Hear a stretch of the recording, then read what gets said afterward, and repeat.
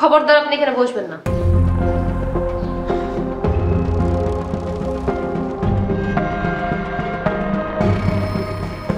আপনি এখনো আমার উপর রাগ? এখনো রাগ করে আছি মানে? আপনাকে তুমি স্বামী হিসেবে মানিই না। দেখেন, আমাদের না বিয়ের কাজ সম্পূর্ণ হয়ে গেছে, এখন আর এসব বলে লাভ নেই। কি হবে মানে? আমি কখনো আপনাকে স্বামী হিসেবে মানবো না। রাগ কমলে আমাকে স্বামী হিসেবে মাইনেন। আমার এই রাগ কমবেও না, আর আপনাকে দেখলেই আমার রাগ লাগে। কিন্তু আমার ঠিক উল্টোটা, আপনাকে পেয়ে আমার খুব খুশি লাগছে। আমাকে বিয়ে করে আপনার খুশি খুশি লাগছে?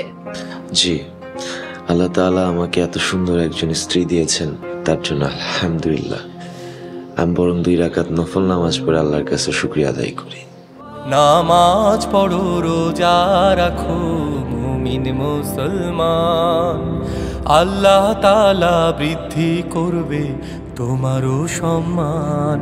নামাজ পড়ো, রোজা রাখো মুমিন মুসলমান, আল্লাহ তাআলা বৃদ্ধি করবে তোমারও সম্মান।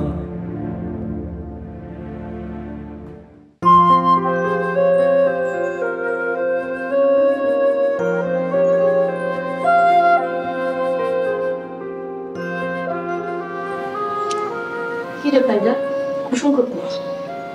কুসুম আর হুজুর রুমের ভিতরেই আছে। আচ্ছা ফাইজা, আম্মা এরকম ছেলের সাথে কুসুমকে বিয়ে দিছে, তোমরা না করো নাই, বলো নাই কিছু? বলি নাই মানে কি ভাই, অবশ্যই বলছি। আম্মু তো আমাদের কথা শোনে নাই। যাই হোক, তার যেটা ভালো মনে হয়েছে সে তাই করেছে। এমন একটা ছেলের সাথে কুসুমের বিয়ে হয়েছে, উফ, আমি জাস্ট মানতে পারতেছি না। সোসাইটিতে আমাদের একটা মান সম্মান আছে, চলাফেরা আছে, এখন এরকম একটা ছেলেকে আমি কিভাবে পরিচয় করে দিব সে আমার ভাইরা? আমারও আসলে মাথায় ঢুকছে না, আম্মু কিভাবে পারলো এমন একটা ছেলের সাথে কুসুমকে বিয়ে দিতে। আমার কি মনে হয় জানো, হুজুর কুসুমকে বিয়ে করার জন্য আম্মুকে তাবিজ করেছে। এইটা কিন্তু তুই ঠিক বলছিস, হতেও পারে। না হলে এত ছেলে থাকতে আম্মু কেন ওই ছেলের সাথে কুসুমের বিয়ে দিবে? আচ্ছা ঠিক আছে, এই ফাইজা, ওই ছেলেটা কই? ডাকো তো, ওর সাথে 2 মিনিট কথা বলবো। না না না, এখন ডাকা যাবে না, আম্মু রাগ করবো। আমি কিছুই ভাবতে পারছি না, ওর কাজিন কত স্মার্ট ছিল। আর আপু রাখেন আপনার স্মার্ট, আমার যে পছন্দের ছেলে ছিল সে ছিল লন্ডনের সিটিজেন। বিয়ের পরপরই কুসুমকে লন্ডন নিয়ে যেত। ইস, ছেলেটা আমাদেরকে বলেছিল লন্ডনে ট্রিপ করাবে এবার সামারে। হ্যাঁ,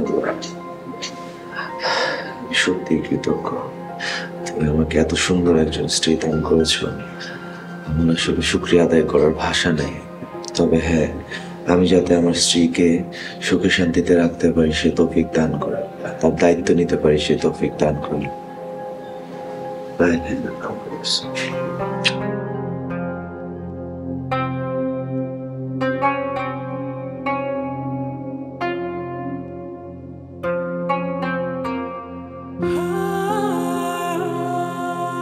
স্ত্রী আসলে অনেক সুন্দর।